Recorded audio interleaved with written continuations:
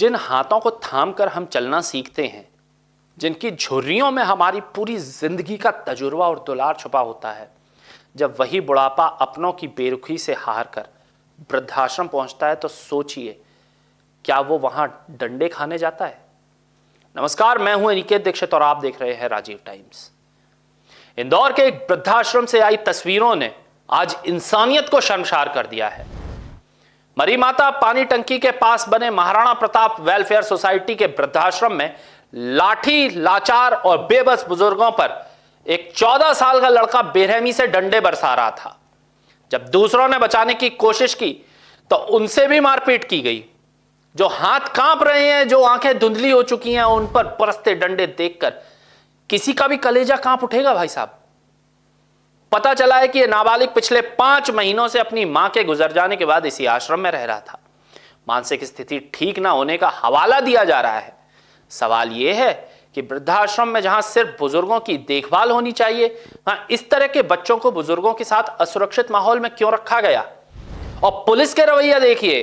बाणगंगा थाना पुलिस और एसीपी रुबीना मिजबानी ने संचालिका को थाने बुलाया, समझाइश दी और छोड़ दिया।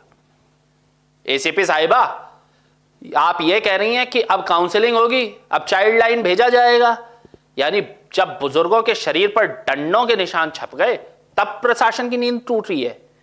और अगर वहां जाके उसने फिर किसी पर डंडे चलाए तब क्या करेंगी? ऐसे लड़के नाबालिग नहीं होते, सिर्फ मुजरिम होते हैं।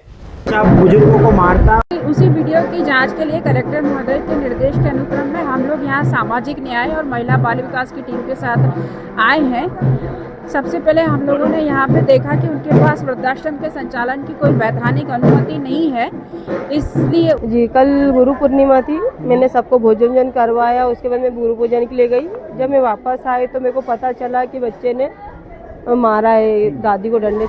लेकिन ठहरिए, मध्य प्रदेश में बुजुर्गों और बेबसों के साथ ही कोई पहली बार तो हुआ नहीं है कि पुलिस एक्शन ले ले या नेता अपने पार्टी के गमछे डालकर सामने आ जाएं। याद कीजिए नीमच की वो खौफनाक घटना जहां आधार कार्ड मंगवाने के नाम पर एक बुजुर्ग मनसा निवासी भंवरलाल जैन की पीट पीट कर हत्या कर दी गई थी। जनवरी 2026 में रीवा जिले के सेमरिया थाना क्षेत्र पड़रिया का बरवा इलाका में 60 वर्षीय बुजुर्ग लालमणि प्रजापति को दबंगों द्वारा सरेराह पीटने और बाइक से बांधकर घसीटने का एक अत्यंत क्रूर वीडियो वायरल हुआ था।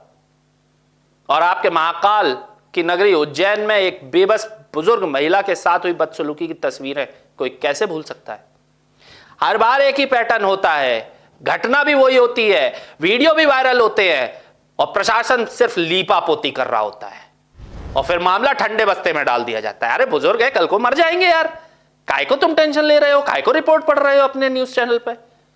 ये बुजुर्ग ना मां बाप होते हैं, आपके भी और हमारे भी। आज राजीव टाइम्स मध्य प्रदेश सरकार और प्रशासन से सीधा सवाल पूछेगा, बिना डरे, बिना किसी के खौफ खाए, क्योंकि मैं डरता नहीं हूं। आखिर कब तक मध्य प्रदेश में बुजुर्गों पर ऐसे जुल्म होते रहेंगे?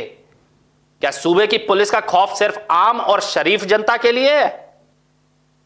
क्या ऐसे असामाजिक तत्वों और नियम तोड़ने वाले आश्रमों को कथित प्रशासनिक संरक्षण मिला हुआ है, जो इतनी बड़ी घटना के बाद भी संचालिका पर सिर्फ समझाइश की खानापूर्ति करके छोड़ दिया जाता है? जो सरकार बुजुर्गों के लिए तीर्थ दर्शन योजना का ढिंडोरा पीटती है, क्या वो उनके अपने शहर में, उनके अपने वृद्धाश्रम में उन्हें एक महफूज और सुरक्षित जिंदगी दे पा रही है? अगर आज हम अपने बुजुर्गों की लाठी नहीं बन सकते तो कम से कम उन्हें इस तरह लाठियों से पीटना देखने का गुनाह भी तो मत कीजिए। जवाब दीजिए सरकार और पुलिस, वरना जनता माफ नहीं करेगी आपको। आप देखते रहिए राजीव टाइम्स, सच बिना किसी डर के। आपसे मिलूंगा एक नई रिपोर्ट में, मुझे दीजिए इजाजत। कैमरे के पीछे थे संतोष जोशी। नमस्कार।